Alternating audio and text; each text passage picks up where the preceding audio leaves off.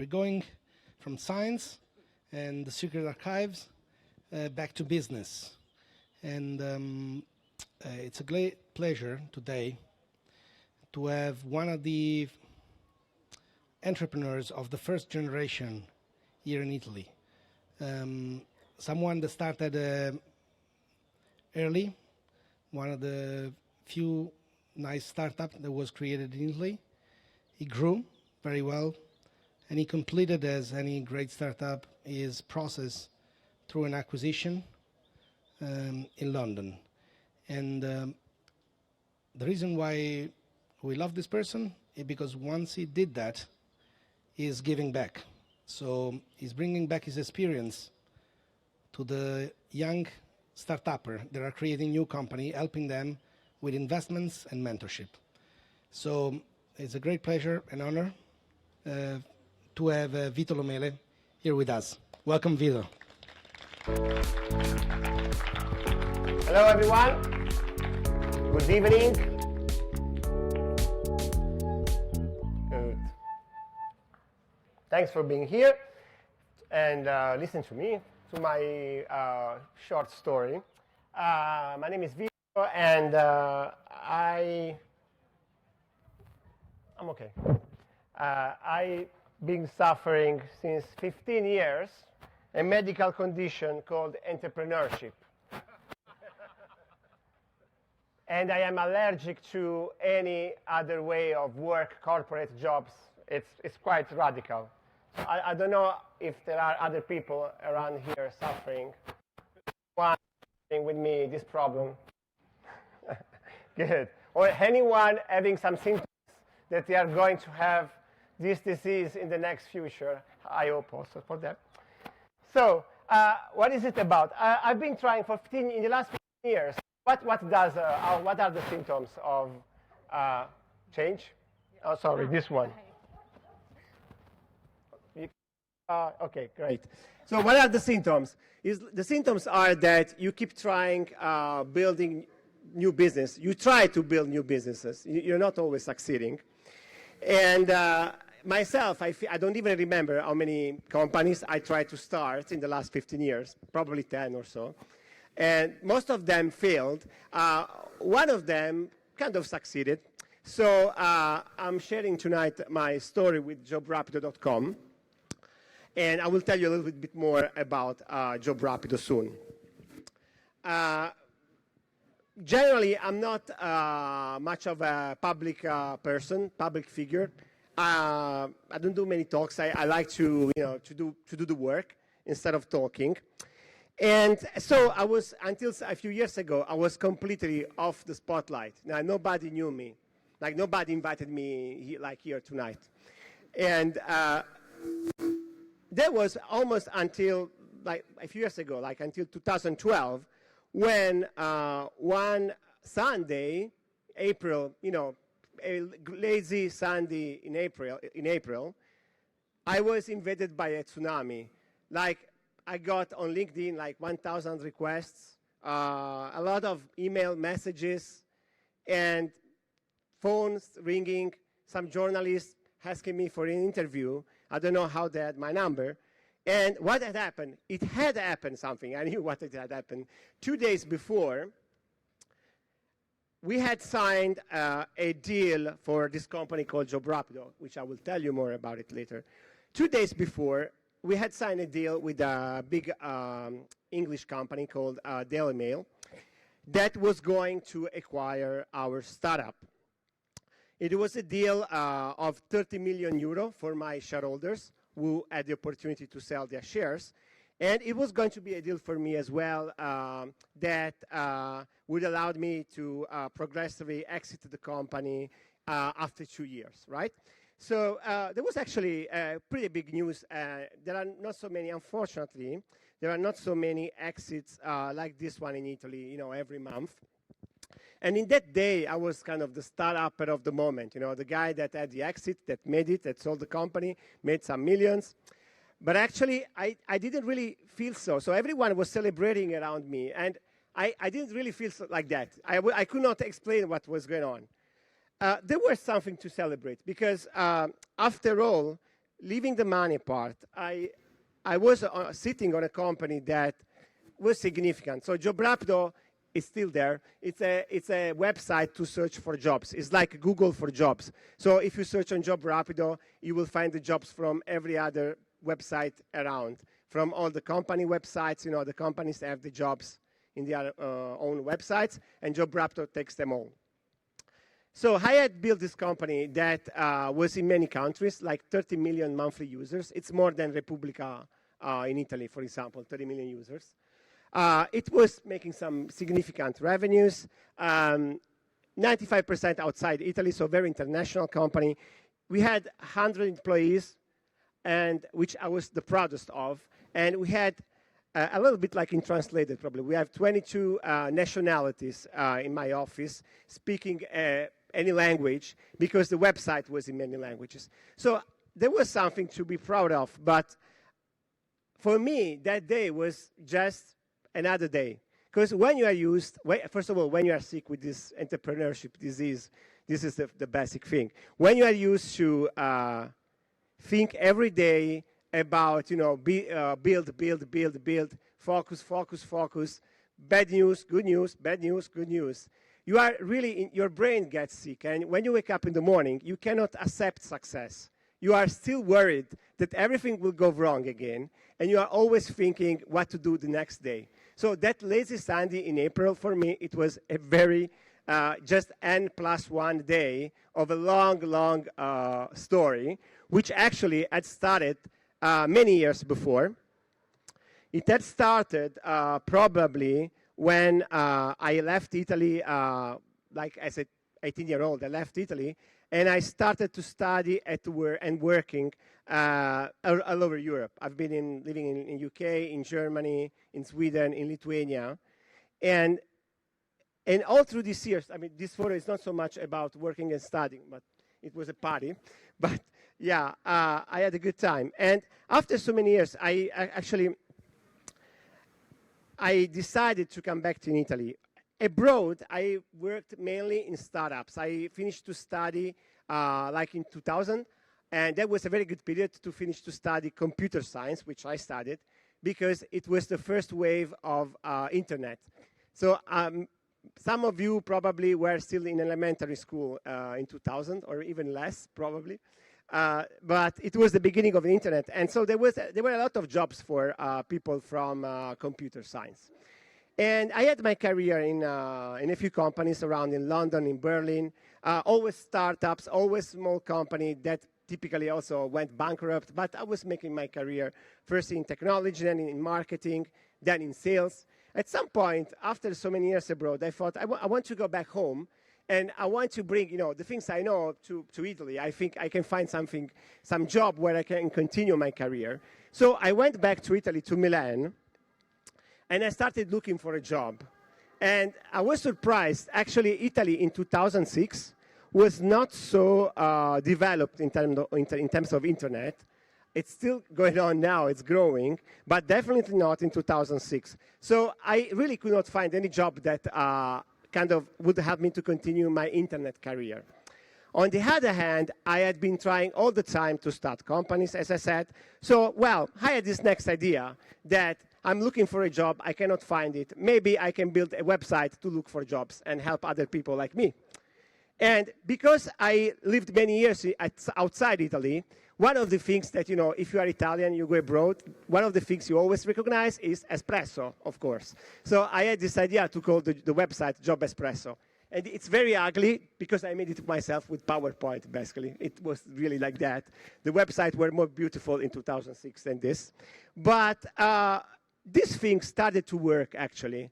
It started to gather attention. Probably I had tried other things before. Probably I had less experience. Probably they were less interesting, but didn't succeed. This one started to work. So many people started using the website. For the first time in 2006, I saw some results of my entrepreneurship aspirations. And, well, it's a website to search for jobs. So not necessarily having a website makes you a living, pays your salary. So you have to find out a way to make a living if you have a website. If you have a blog or whatever, if you post on Instagram or whatever, you don't make a living necessarily. You have to find a way. And now I will tell you a little bit more about how this thing developed. And I hope that I will tell some stories that for some entrepreneurs are also interesting, give some ideas for their own entrepreneurial efforts. So the first thing I had to face when I started the website is to find a way to make money. I thought, I'm helping people to find jobs, and that I'm helping them much better than other websites because this is like Google. They go here and they find the jobs from all the other sites. So it's a very good help. Maybe I should ask them to pay money for this. I thought to have people pay money, right? Just a little bit. So I came up with this idea that when you use the website, you get this pop-up that asks you to support the initiative and pay only €3.90 in a year to use the website. I thought that, to find a job, one person maybe would pay €3.90 if they pay €2.90 now to download a game or whatever, things for the phone. So you had to call this number, and there was, because you had to be on the line for 1 minute, because, these numbers are by time. So there was a very slow message talking like, welcome to Job Espresso. Soon we will give you your code. And after 1 minute, you get like 4-digit code to put it here. And it worked. So finally, for the first time in my life, I was not just wasting time. My wife, she was always, my girlfriend, she was always angry at me because I was spending all the weekends playing with these things and, not going out or something.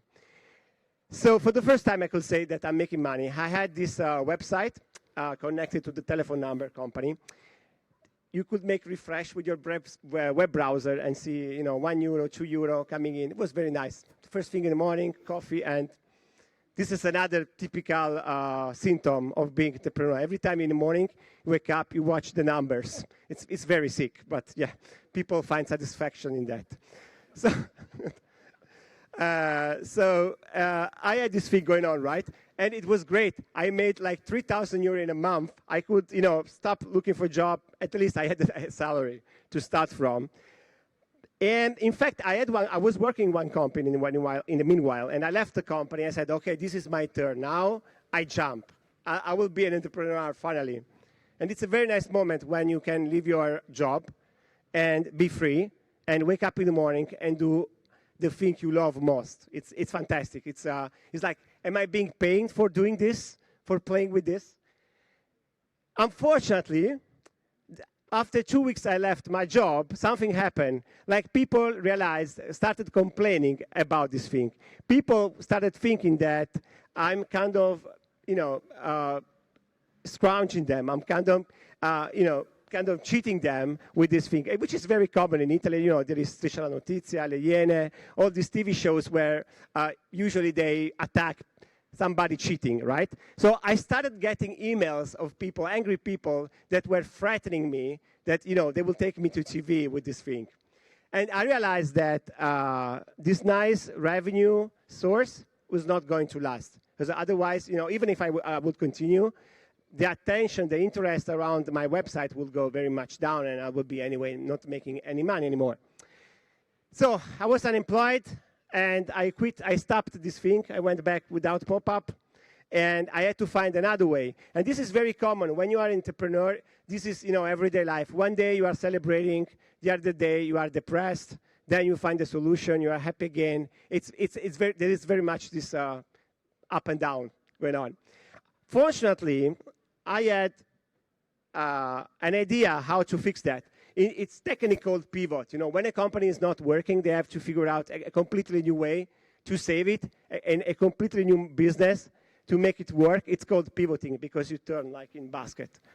So, fortunately, I had an idea to make it work. Instead of asking money to people, I started asking money to companies. So this is the new name. I called it Jobrapido, and I started asking money to companies to be in the list of results when you search for a job. It's like Google, the sponsored ads of Google when you are on Google. So this thing started to work, and it worked very well. So I started making the first contracts from company, €5,000, €10,000, it looks good. But I was always alone, so that was terrible. Another thing I've learned that is you hopefully never start a company alone because it's too much stressing. It's better to be at least in two. But I didn't happen to have a partner at that time, so I was alone. So, like I was in the morning going to companies, or with my business card, I was the managing director, well, of myself, of one company, one-person company. The afternoon, I was the IT director talking to my clients as an IT director and so on. It was very unsustainable. So, but I was making some money. A few friends of mine, I talked to them about my idea, and because it was very difficult in those times to find professional investors, they decided to help me. So we put together some little money, like 100,000 euros or so, and we were able to open our first office, which was a garage, really a garage, because it was cheaper, no windows. It was cheaper than a real nice office like here. And, well, I don't know if it's cheaper, but it was definitely uglier. So we started this way, and luckily, things started working well. So, the company, from there on, it really went on and on. I had this like 7 years of up and down, and in the beginning we were 10 employees. Then we started making revenues, really 1 million. Then we became more and more employees, 60. We changed our office with a more beautiful office, and with windows this time. And then we became bigger again, and we got to another bigger office with 100 employees, as I said, 40 million euros revenues.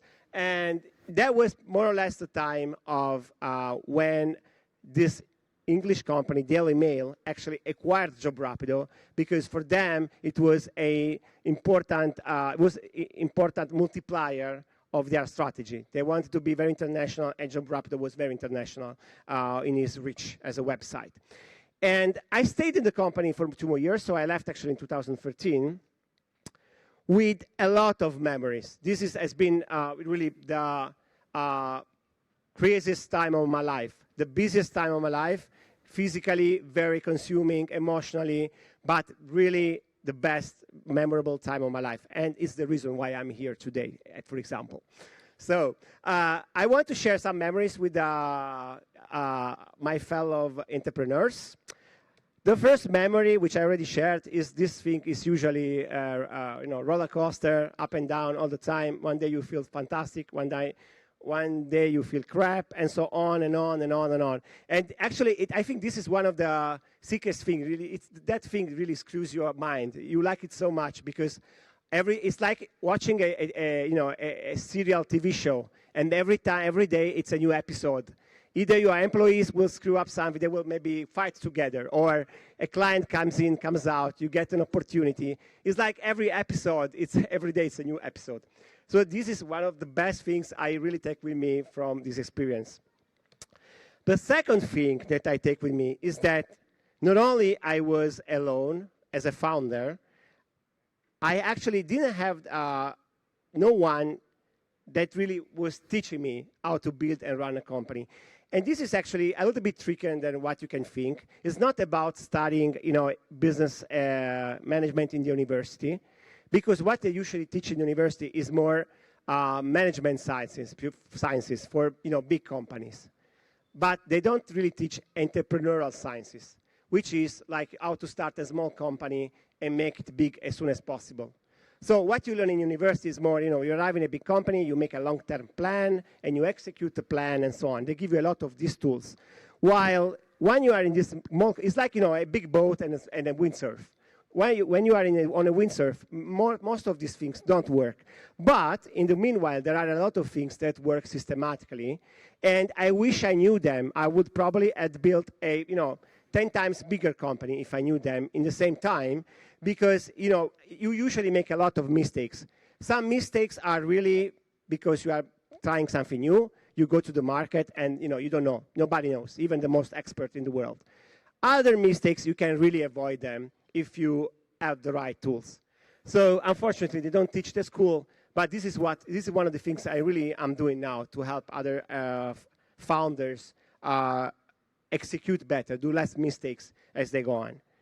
The third things I take from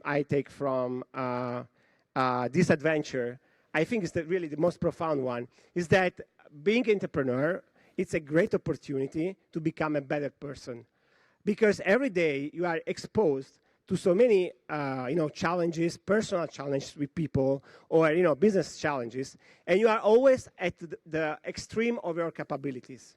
So every day, if you make a mistake the day after, if you treated the person in the wrong way the day before, the day after you have another opportunity, because something else will happen. And you can train, and become a better person. I don't mean a smarter person, really a better person from a human point of view. So I think this is the best memory I keep, and I think Marco and Gianluca will share this with their project here, because what you get back from people when you are on these adventures is very, very strong. Yes, so this is my story with Jobrapido. What happened next? What happened after I exited the company? I also had my deal to exit the company, and many people ask them. For many entrepreneurs that are in the tunnel, they are there in the dark tunnel, and they are wishing that one day they will also have a success. It was the same for me. This question is very philosophical. It's like, really, is there life after death or something? And it's very philosophical because, you just don't care. Maybe your company will be anyway shut down in 1 year, so better focus on the real stuff. But it's funny that when you get there, especially because you are used to another machine, to another mechanism, the one of waking up every morning and fixing things, it's kind of like you really get to the vacuum and you don't know how to look at things. But I think it's a great position where it's an advantageous position because you are freed from some very short-term issues like paying your bills, and you can really look at yourself and find out and pursue what you like most. In general, I always advise to anyone, even to my small kids, that they always should do what they like most. Whatever they like, any kind of discipline or whatever. It's even at the most unpopular, it's okay because they will succeed if they like it. But when you succeed and you don't need really to do it anymore for money, that's really about what you like. And I've been a little bit struggling with this question, and I realized then that the thing I really like right now is it's actually being an entrepreneur, but multiplying what I'm doing. So what I actually do now is to help other founders, as Marco said. This is some of the companies I'm helping. I basically sit with other founders, and I try to avoid that they do the same mistakes that I do. So I sit one day for each of these company in a month. I want to adopt more companies. And so it's basically, I have a more healthy version of the entrepreneurship story because I'm very exposed to all these major decisions. I'm just saved from the everyday up and downs now, which is really painful for your health. So I think this is what I like to do, and I will do for the next. Right. So thank you very much for listening to me. This is my contact if you want to reach me. And yeah, if you have questions, you're welcome. Again, thank you. Yeah, before we go to questions, we are going to stopping the live stream. So then we can do like a AAA meetings. Hello, bye everybody. So we're going to cut the live stream now.